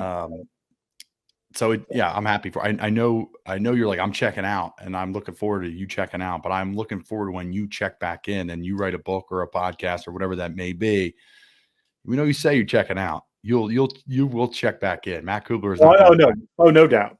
I want to feel that separation. Like I don't tiptoe in anything. There's no toe in the water. Once I see water and I make a decision, I'm doing a cannonball. And that's just how I've always approached life. So you raising like cattle out there? Like, I'm doing cows, goats, donkeys, you name it. I'm doing the whole chickens. Noah's Ark. Oh, chickens, tons of chickens, eggs. Man. Oh, we were talking about that yesterday. We just moved to Annapolis. I'm like, we just have a chicken coop, like a huge coop in our backyard, just eggs everywhere. Did you know? I did not know. And so, no, I did not know that if you go have a chicken coop and you harvest the eggs, that they don't need to be refrigerated and they can sit on your counter in a basket for like 3 to 4 weeks and perfectly fine. Did you know that? I did not. I did not either. The minute they go in the refrigerator, they got about a week and a half. But as long as they're not, because once they're not, whatever the term is, but once they're meant to be outside, they're meant to be out in the exposure, they're meant to last that long. It's when we screw it up and put them in a fridge thinking that that's what we're supposed to do with everything, it messes the entire process.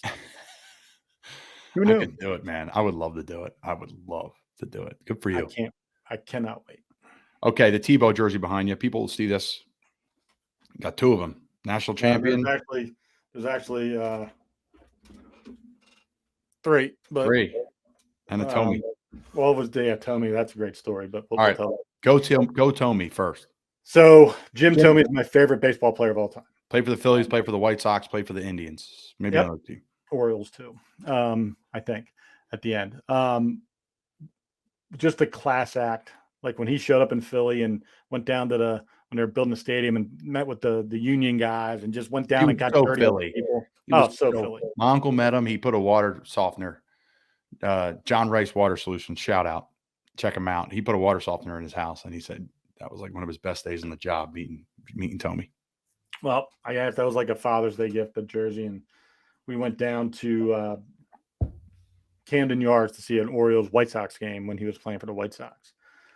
And he's down in like just past like shallow left field on the foul line getting stretched out. And I'm like, you know what? Fuck it. I went down there and there's all the kids yelling for autographs.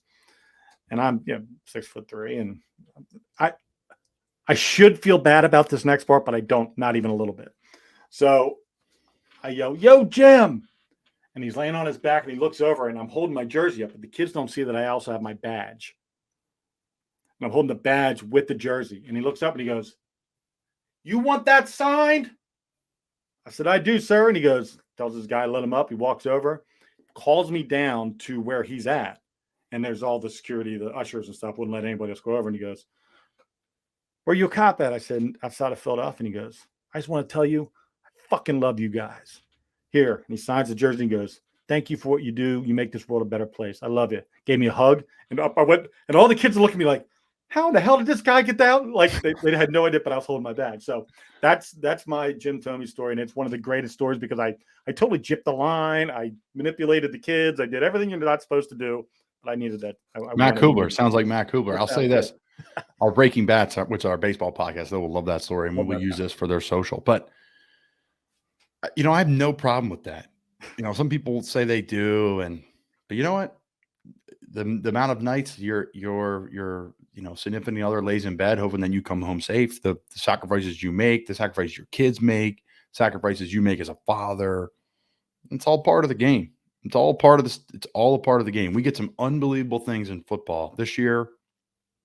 Kenny Chesney came to town and we had a golden ticket around the whole stadium, and we ended up backstage and we were all in the box having a big party, and COVID and all this stuff, and to be able to go around that stadium like it was your house was the most incredible feeling I've ever had in my entire life. Honestly, it was just, we got on that stage, it was like moving. I FaceTimed my dad. My dad was like, "Why are you FaceTiming me?" I'm like, "Dad," and he was very thankful. I'm like, most dads would be jacked that their son's calling them on a stage. I'm like, screw it. I wanted to share it with him because I don't know what else to do. I was like, I got to share this with somebody, and my wife and our best friends, NASA, George, and Ange were there, but oh my God, that was, it's just, I was like, I feel like I made it. I scored a touchdown and, all that stuff. And I played in the NFL. I played probably 30 games at this point in time, maybe more, but I don't know. That was like, I made it moment for me. That's cool. On the stage in front of all these different people. Kenny Chesney's running around. He pulls some kid up. Christian signs a helmet for him. He hands the kid the helmet. I'm like, this is awesome. We had drinks going. It was a great time. But great. Let's get back to Tebow. Plenty of football chat. I don't want to get hand-to-hand stuff, and we'll BS a little bit and wrap it up here in about 20, 25 minutes. But okay, Tebow, Tim, he's one of the reasons why I went to the University of Florida. He's Mr. Gator. He's everything. I think he's the most underappreciated athlete in the history of the world. Agreed. For what he did, what he does. People hate him because people love him. It's the weirdest thing ever, because he's a great guy and people think all that stuff's fake, that, virgin till marriage and doesn't drink. That's all fact. I confirm that with multiple people that were close to Tim.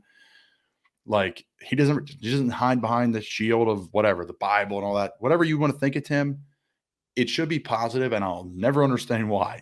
Great guy, phenomenal philanthropist. I mean, this guy has a prom for special needs kids like 3 times a year. Like, just incredible. Yep.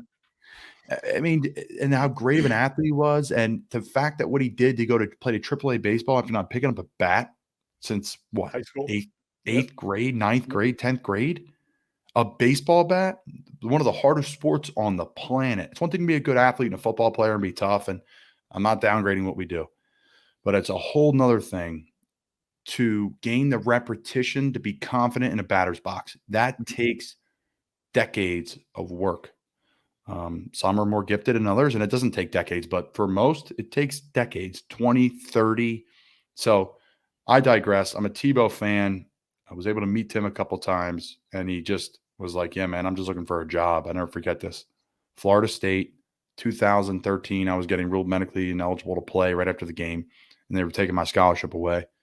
And I was talking to Tim before, and he's like, "Just keep crying, bro. Keep going. Like, you don't have them write a story for you. You write the story." And he was like, "Yeah, man." I'm like, "What are you up to?" He's like, "I got cut. I'm just looking for a job." This is when I think he got cut from Philly. Mm-hmm. But just tremendous. Like, everything that people want their athletes to be in this world is him. And people still push against him because they think he got what he deserved for some reason. Well, what do you think he deserved it? Because he's a beast. So he is by far. Yeah, I find myself surrounded by a lot of very talented people throughout my life, and from different walks of life, whether it's Delta Force, Navy SEALs, football, baseball, basketball, whatever, coaching, just mentors of mine that I've gotten to know and appreciate and love. I have learned more from Tim and his family than any of them all combined.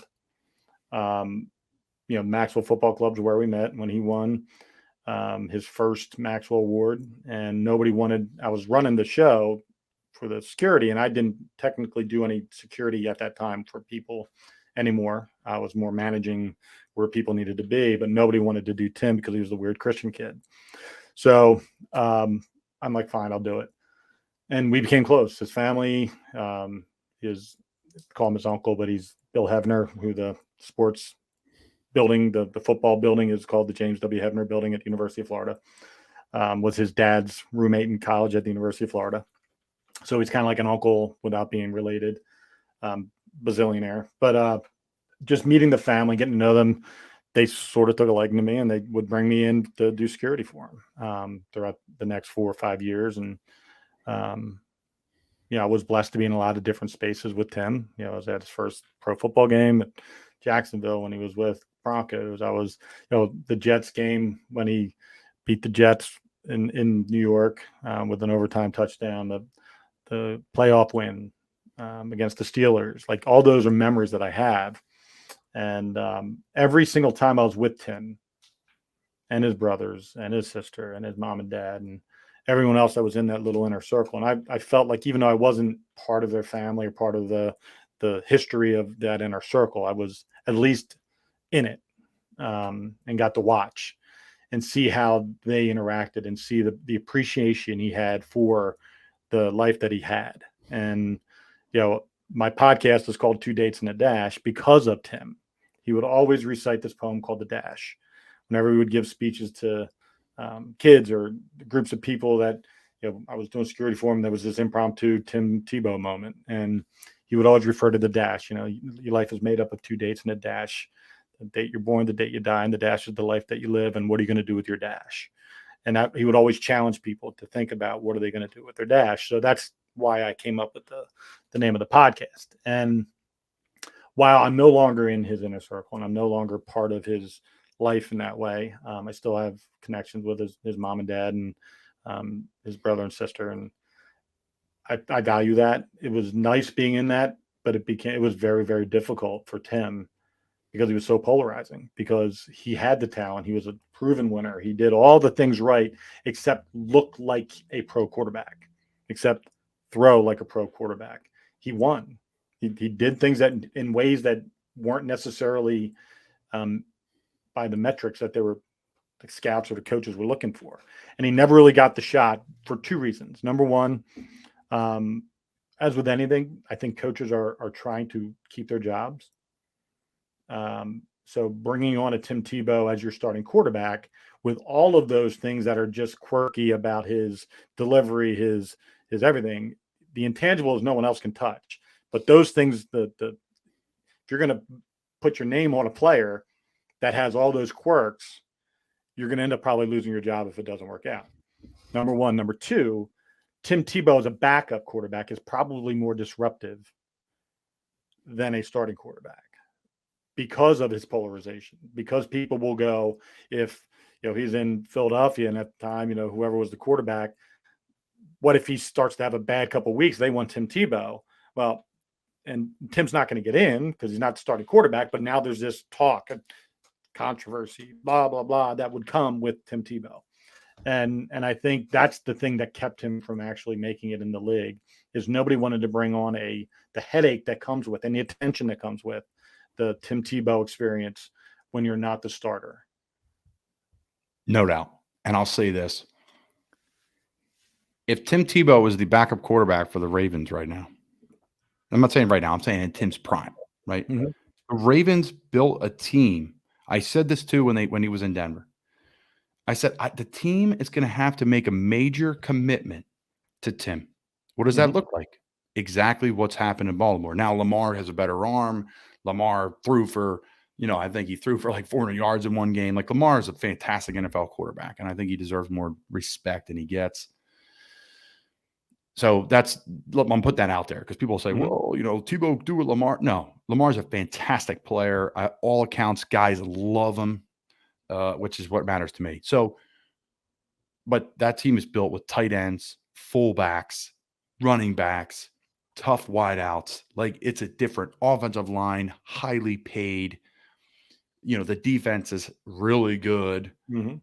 And, the team's built around Tim or Lamar or that type of player where they're an electric winner, where they're limited maybe in a place or two where the modern day quarterback isn't, because Right. now there's like 20 guys that can throw it like whatever. Some are better than others, but 20, 25 that can really rip the football.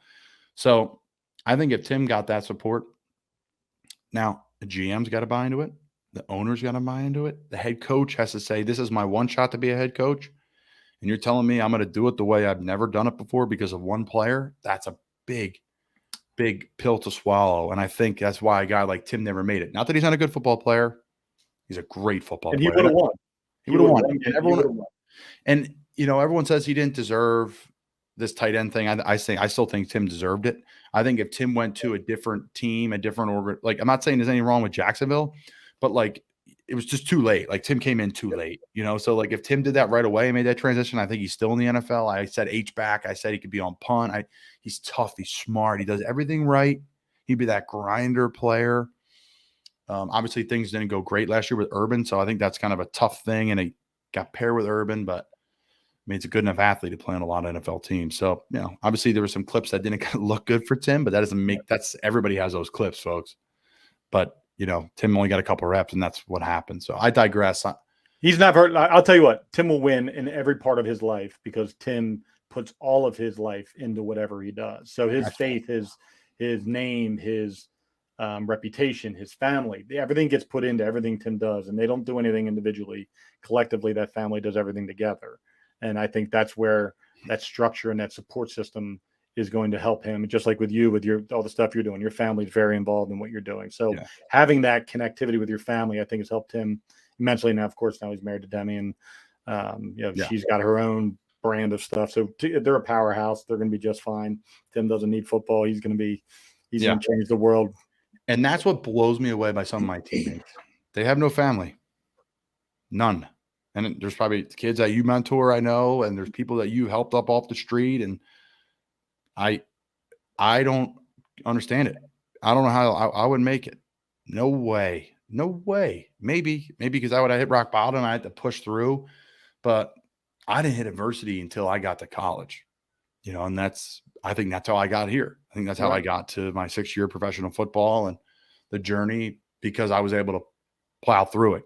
But you have to hit it at some point. And I remember saying to myself, I'm like, oh, maybe that was my adversity, or maybe this was. No, it was not. I didn't know what adversity was.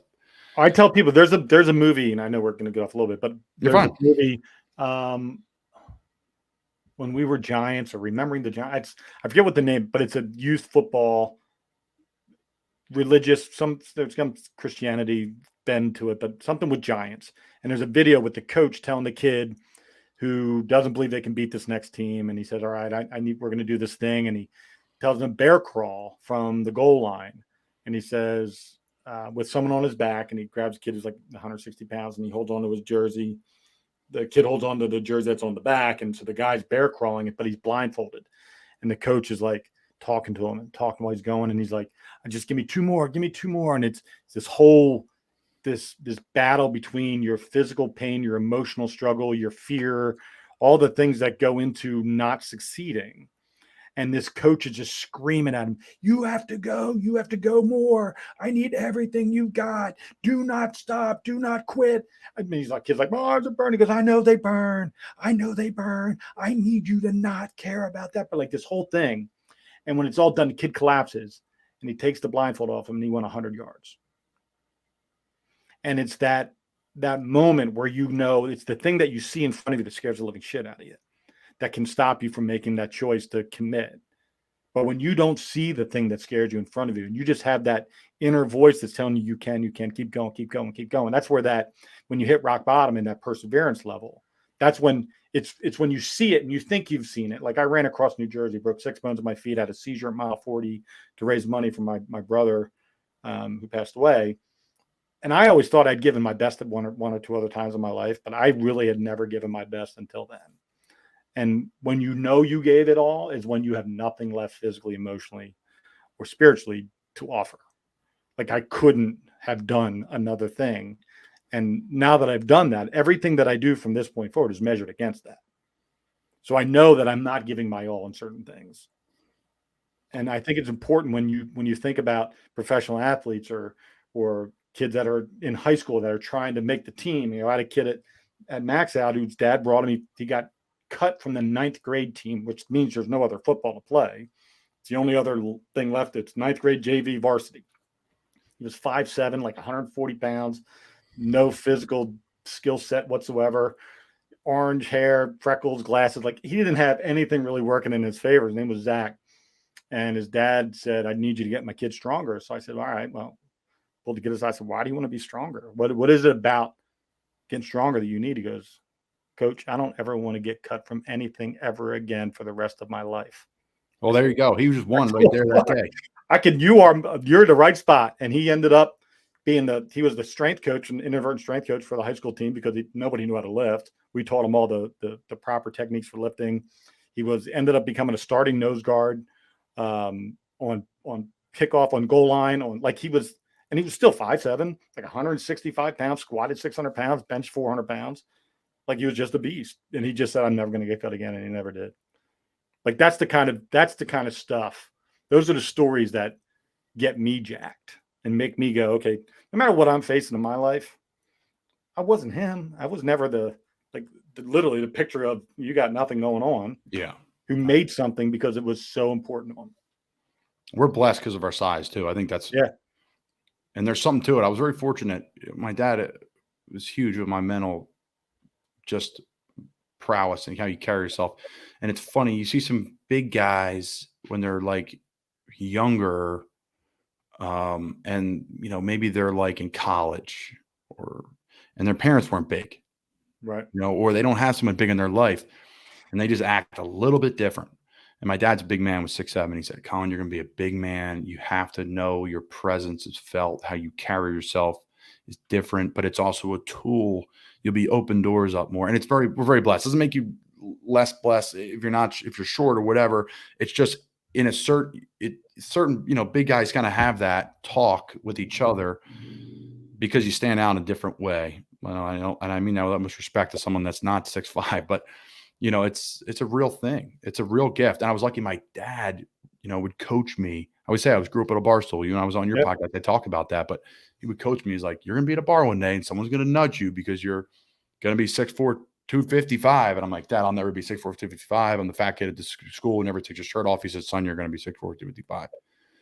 And he was right. And I've had plenty of those guys nudge me at the bar and I laugh and know how to handle it. And, it's good parenting.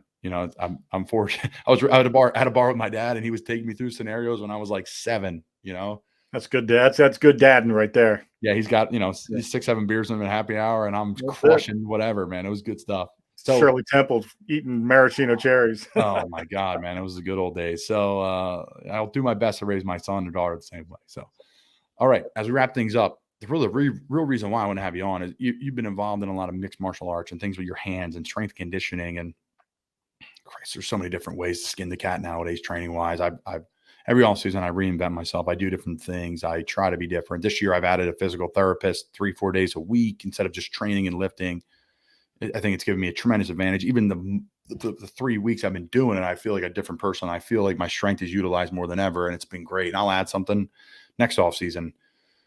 Talk about mixed martial arts, how you got into it, why you're into it, how does it make you tick, how it makes people feel. Well, I was 5'4" in 9th grade, and I was 6'1" in 10th. So I went, I had the baby giraffe syndrome. I didn't know what the hell to do with my spatially. I was unaware of everything that was around me. I was knocking shit over. My knees I had knee surgeries. Like I grew a lot real quick. And I got picked on a lot because I had a brother who was, my brother got picked on a lot. I ended up getting fights a lot, but I also got picked on because of my brother being autistic and stuttering. And so I got into a lot of fights and lost a lot of fights early on in my life. I was more of a punch receptacle than anything else. And I learned that I needed to not do that because I really hated the way I felt about myself because I couldn't stop it.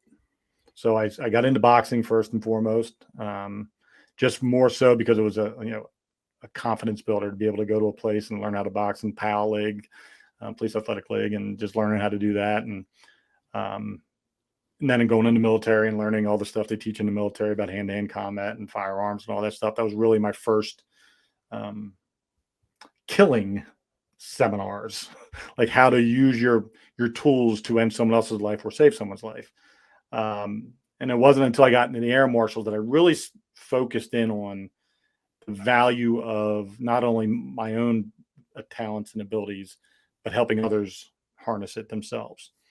And whether it's a woman who's been raped who needs to learn how to have that confidence again to not ever go through that again, or an athlete that needs to learn how to utilize momentum and their hands and their foot positioning and speed and leverage and all that kind of stuff that goes into fighting that can be utilized in an athletic environment.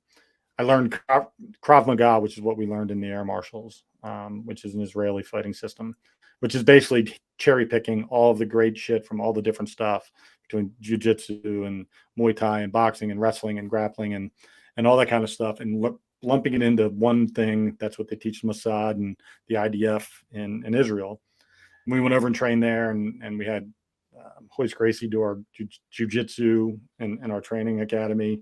I mean, we had the best training in the world, and I learned so much about knife fighting. And Maury Abreu was one of the greatest knife fighting instructors I've ever seen in my life. I can't wait to take his class. Dude, he is one of the best. I mean, I love my own talent level and my skill set. I learned shit from Maury. Maury is a legit warrior. He was a boxer, and he has all the same trainings that I do from our careers. But the greatest thing that mixed martial arts and self-defense and martial arts itself can give you is that understanding of your body and how your body moves in space and how to not be a victim to a shove, to knowing where your feet should be at all time to have balance, knowing how when you are on the ground, how to quickly get off the ground, like all those things that, the weirdest part is when we're kids, we know how to run, jump, and we don't get hurt. You could jump out of a 15-foot tree, roll, you know how to combat roll, like you inherently know how to do that. And then over time you stop practicing it. You sit. And then you become less capable. And my biggest regret is not wrestling in high school. Point blank period. Wrestling is probably the hardest sport, period. Because it's a willpower and a conditioning sport. And there's technique, obviously, but ultimately the person that has the greatest willpower and the conditioning will ultimately outlast and outwin. But for me, being able to take all the stuff that I've learned and see where it has application is the key. So teaching young kids how to utilize balance and movement and how to have their hands moving and their feet moving and seeing things. So half of being we talked about when we were standing at Chickies and Pete's in the casino in 2018, that half of being a tight end, especially a blocking tight end, is being able to utilize leverage in your hands. Yep. To push, pull, to shift, to pivot, to move and to grab an elbow and shove an elbow in. What happens when the elbow goes inward?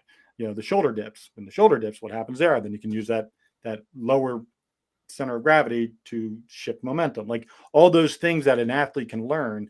There's a reason why Jerry Rice took ballet, right? He needed to be able to be more control of his core and on his tiptoes when he's running for sideline routes, for end zone corner routes, like all those things that application of that technique aided him in his position as probably one of the greatest wide receivers ever. So, offensive line, there's a lot of offensive line. I know Barrett Brooks for a while was doing a lot of Muay Thai, mixed martial arts stuff, working on his hand technique. And I think it's something that, because everybody's got their voodoo, right? Every coach has their technique on what they teach their guys.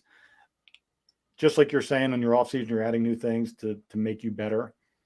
I think trying these types of things and understanding movement and flow, almost being like water, how that instead of being all mass muscle move, how can I do that? But also, as a change of tempo, utilize some of the techniques that maybe this offensive lineman or defensive lineman isn't prepared for. And I think that's where that training and that understanding of the human body and how it can be, and then also the mindset of knowing that the commitment level required to make that happen. Like you have to be in the right mental framework to accomplish a lot of these things. Do you think I'd be able to do it in season? Oh yeah, because it's all just literally repetition. There's a buddy of mine, Leroy, and I can't remember his last name for life. He's a Del State guy. He's an offensive and defensive line genius. He was a coach for the Colts and the Eagles for a while. My phone's turned off, but anyways, he does stuff with the hand stuff, and it's based off of mixed martial arts and martial arts. Oh, the D line does. And, I mean, the D line is like crazy with it nonstop. It's funny. Like the tough part about being a tight end is like we practice everything, and we don't even. Some days I won't catch a football until live periods, like an hour into practice, and everyone's like, "What do you mean? You play tight end?" Well, say you have meetings and you got to rush out to practice, and you spend a little bit more time activating your lower body, and you're on the bike for 5 minutes or whatever you want to do to get yourself ready for practice. There's that. So what I started doing was taking like a lacrosse ball, and as I was like rolling out my feet, I'd have a lacrosse ball against the wall, and I'm doing just hand drills to get my hand-eye rolling a little bit. Nothing crazy, but getting them going. Now it's like my staple. And I get every guy that, catches the ball a certain way to do that. And I probably do less of it than I should now, but I'm knock on wood, I've never had issues dropping the football. I've dropped balls before, don't get me wrong, but my thing is I need to get faster. But neither here nor there. There'll be periods where we're an hour into practice. I haven't touched the football yet, and I got to make a catch in the back of the end zone. You got to make the play. So I'm interested. But you and I talked before. I'll need to sell you. I'm into going it. I think the one thing that's been really struggled for me, where I think I'll accelerate as a player into hopefully my 30s here, is stability, knowing where I am, knowing I have film now. That's the hardest part. Is like getting in. Okay, people know who you are now. Okay, when I got cut last year in week 14. Half dozen teams called and they were interested. Great. We're good. Not that we're good like I made it, but we're good. Like I can now, I don't have to work on like just running and staying in shape. I can work on technique. Right. Where before it was like literally just stay in shape because you're going to get a call.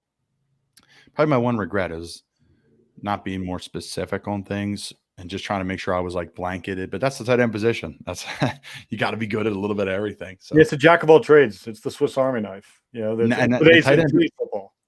Yeah, and the tight end that people see on TV is probably not majority of tight ends. Tight ends that people see on TV are Kelsey and Waller and Mark Andrews and Kittle, and these guys are like freaks. Like guys are the best athletes on the football field other than outside linebackers. Right. They're all 260. They're all 6'5". They all run 4.5. I mean 4.5, yeah. Yeah, it's an absolute joke. Their arms are down to their ankles. Like, it doesn't matter whether they're black, white. It doesn't matter. That's the one position where it's like it's a mixed bag of people, personalities, races. Like, I love it. I've never met a bad tight end. Like, it's the best position in football, and it's underpaid as shit. Kelsey catches as many balls as a wideout and gets paid half the price. Right. How does that even make sense? Like, we get slotted per position. That's a whole nother conversation.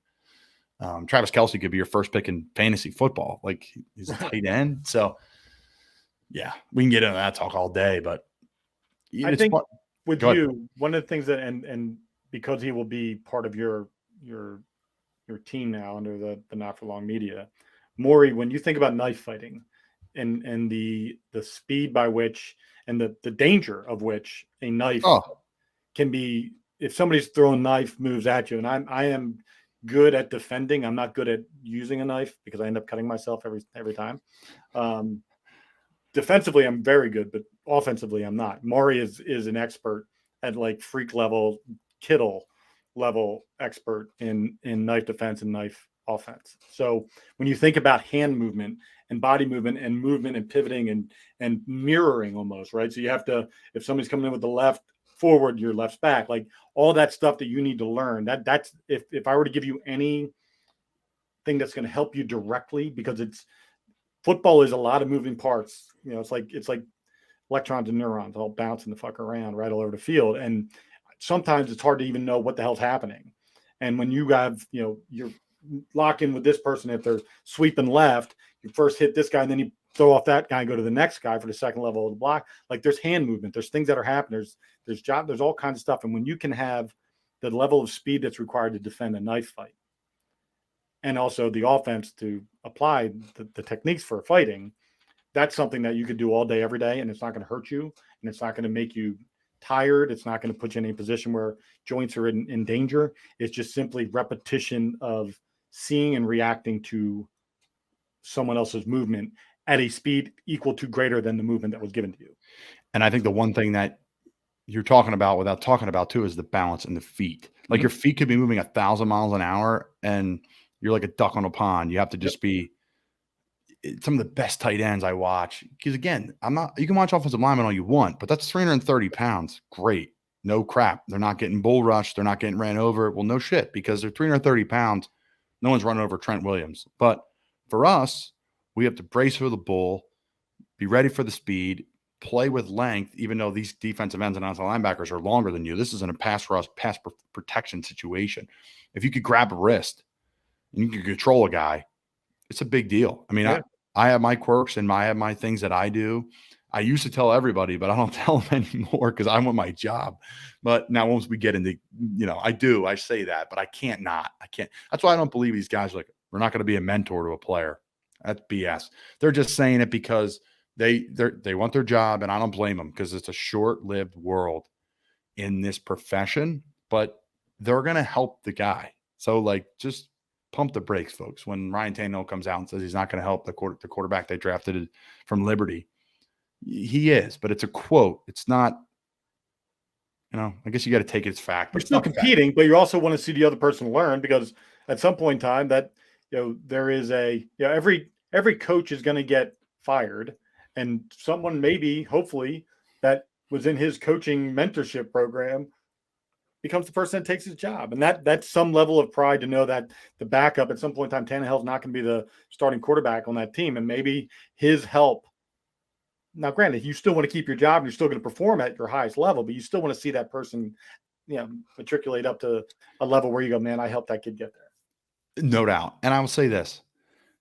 Everybody's a good human deep down inside. Whether you've been corrupted along the way, that's on you, or whatever that may be, your support, whatever. But my point is, you can only hold back so much. I'm ready to erupt in our meetings sometimes. Colin, shut up. Let the coach, because the coaches are really good, and I learn a lot from a lot of great coaches. I've had Kevin Gilbride Jr. now, my third go around with them. Giants, Bears, Carolina, it's fantastic. Ed Foley, Brian Angelico, all my tight end coaches over the years. Dude, Foley's the man. So that's why I go to Maxwell every year. It's just what an event. It's not glitz and glamour. It's not the, it's not on ESPN, right? It's not the Heisman, whatever. It doesn't mean the award's less than the Heisman, but it's just not on ESPN. So it's an intimate award show. Thursday night's the best night. Yeah, it's by far. Yeah, it's an intimate award show where it celebrates just good people in football. Whether they played, didn't play, were around the game, weren't around the game. This is an ad. You're looking at two guys that every single year, Matt, I meet somebody or a group at the Maxwell's that changes my life or impacts my life on a really positive way. You were one of the group that year. That year I met a ton. This past year I met a good group, don't get me wrong, but it was different than the first year. It just was unique in that sense. I think the forum was different, right? We'll go back to, we don't need to pick apart the forum, but the forum was different. Mm-hmm. Yeah, it's a great event. I'm booked for next year again. I'm looking forward to it. It's this is my 20 coming up on 30 years. I like the March Madness aspect to it. That was so cool. Yeah, that was fun. We missed a couple games during the day, and then you go back and the games are on TV, and yeah. It's a great event. I'm happy that I've spent as many years as I have. It's probably was my last consistent year just because I'm moving to Missouri. Actually, I'll probably have one more. And then it'll be as I can make it back. But listen, I love the fact that two guys that we're a generation apart in age, and but we had some deep level, cool ass conversations that night, and out of nowhere, we reconnect again, and life's changing for both of us and for better. Yeah. And I love watching your career. I love watching you're my Vince Papale, right? I'm looking at you just the same way. I'm like, listen, this kid's living the dream. Every day is a gift. And there's nothing that you're not capable of accomplishing through perseverance and hard work, because you've already been kicked in the dick enough. Like, you know what it's about. You get it. Yeah. I'm willing to get kicked there again too. I think that's another thing. You're willing to go back there. And hey, man, I think no one really wants to happen, but it's going to happen. I'll say this. I've been blessed because, again, I grew up at a bar stool. Everyone was 40 years older than me when I was 10 years old, sitting next to my Right. pop, and I learned how to talk to people older than me. Some of my really true friends, like a true friend, someone I could call at any moment of time, Matt Cubbler, there's a list, right? Like you have your best friends who you go out with every night and whatever, but we live hours apart and life it's just life. But I've been fortunate to be able to have a lot of friends that are older than me. Some of my best friends are 10, 20, 30, 40 years older than me. It's true. Like one of my greatest friends in the world, I love him to death, Tommy, TK. We have the same birthday, 40 years apart. Wow. And we laugh and crack up and smile and like whatever. He's, 68 and, I'm 28. So it's been If I great. did give one last thing, I want everyone to, I spent 30 some years mentoring kids, and knowing where I was at California Tortilla on duty eating, and a kid walks up and he's just staring at me like a 4-year-old. And he's looking at I wear like a tactical vest with my gun on my chest. And he's looking at me. I'm like, what's up, buddy? What's your name? He goes, Colin. And I'm like, what's up, buddy? Give him a fist bump. And he goes, do you eat here all the time? I said, I try to. I like it a lot. He goes, maybe next time we can eat together. Like this, that impact of us just having a conversation as a little kid looking at a cop like I was when I was 6, and I was sitting in the police car with my mom's boyfriend at the time. That impacted my life and changed my course of what I wanted to do for the rest of my life. You as a professional athlete, and anyone else that's listening to this podcast that has an ability to influence young minds, because we're in a world today where we have an exponentially high number of fatherless homes. And we have an exponentially high number of people who have the access and the ability to change that for the kid. And as an athlete and as a police officer and as a business owner, or whatever it is role that I was in at any given time, and you as well, you have a chance to impact another person's life in a way that may not mean anything at that moment to you, but I can promise you that little kid, the next time he sees me, he's like, yes, there he is. I saw him again. And that's not because I'm anybody. It's just because in his mind, I'm somebody. And to some kid looks at you like you are the thing that they want to be. And if you have a chance to impact that person, that's where we need to be spending our time as men of influence, to really start thinking about, everybody's got foundations, everybody's got this, everybody's trying to do charity work and all that stuff. But whether or not it has a specific intent is something that I've seen that many athletes, they don't. It's just simply putting their name on something and chucking cash at it and hoping that it does something. But I think there's a way that we can be intentional in what we're trying to do, especially with helping young boys become productive young men that lead their families and change lives and then pay it forward themselves. Such a strong message. And I think as we wrap, I think that's probably why I've been drawn more into coaching youth football. I've been coaching youth football now I've been blessed. The guys at Lower Cape May Regional in Cape May, where I used to live, and I still am involved with heavily on a daily basis on scheduling, weightlifting, offense, defense, special teams, you name it. I'm involved in it. I'm drawn to it because it can directly impact these kids. I mean, I volunteered. I've done a bunch of other stuff before, but I'm not saying don't go to a food kitchen and stack shelves. That's all great. I'm just saying the draw that I've been able to, text a kid, talk to a kid, help a kid get recruited, put 20 pounds on them. And I know I'm like, go to college, guys. Every single one of you, go away, go. And if I can put you in touch with those people, I'm not patting myself on the back, but I'm, as you and I, have that deep conversations. I'm like, okay, why am I in certain things? I think that's why I am. I'm drawn to it. Like there's been times where time wise, I've been an offensive coordinator my first year in the league, putting the whole offense together, literally flying to play the Chargers, my second NFL game, whatever that was, second NFL game playing in. And I'm doing the offensive script for the entire practice and the game. And it's a big the Andy Reid, menu sheet, Right. like a diner menu. And I'm doing this thing for 4 hours on the flight. So I just couldn't stop the passion I have for it. We feed the kids chocolate milks, PB&Js. I'm like, and the best part about there, if I coach in Bucks County, where I'm from, some need me, but they really don't. Where I'm from, in Cape May, people see Cape May, but the other side of it is there's some challenges. So I love it, and it's a passion, and that's where I love putting my time when I'm not doing football or the media company or my family, because to make an impact on one of those kids, it just keeps me ticking. It's not like a reward here where I'm like, yes. It's more like this is just all I know, and it's all I want to do. So, and at some point in time, one of those kids is going to become something, whether it's a business owner or whatever, and they're going to have getting an award for being the best entrepreneur in their chamber of commerce, and they're going to call and say, would you mind coming to this event? Like, you changed my life. And you're not going to know that that's coming, but that's going to happen. I have and I'll end with this. I call my nephew because he's basically my family. His mom and dad are both dead. Black guy, Preston Hamlet, played at Pottsgrove, was a phenomenal football player, undersized linebacker, chased the pro football dream, played indoor out in the Western League, out the indoor, the IFL or whatever the hell it was called, out in the western part of the country. Did really well, but it's not a career playing indoor football for $500 a game, right? It's just not a career. I told him, I said, you should look at like rugby or something like that. Well, he just got his first contract playing in England.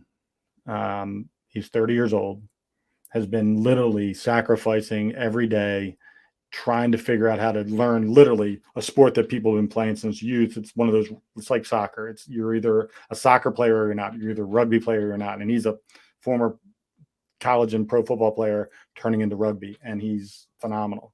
And just watching him, and his mom and dad are dead, and I've been with him since he was in ninth grade. And he said, I just want you to know that I love you and I appreciate everything you've ever done for me, because you're the only person who never left me. Mm. And that's I didn't not leave him because I thought he was going to be a professional rugby player. But I didn't leave him because I made a promise to his dad that I would take care of him. Yeah. And that I would always look out for him. And those are those moments when you know that while, yes, I spend a lot of time mentoring kids, my kids know that that's part of who I am, that it's not just because to fill my own void of need or want to be influential. There's a byproduct to that time and effort and energy that comes back to a thank you. That's all it is. It's just a thank you.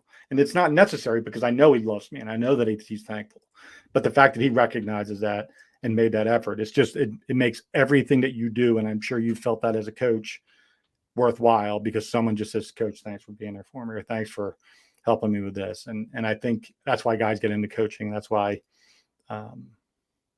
mentors become mentors. So it's going to take a Brinks truck. It's going to take a forklift to pull me away from coaching, much as I don't want to do it because of the commitment, especially at the higher levels. But I love the youth sports. I love helping the kids because they can really change them. But we could go all day.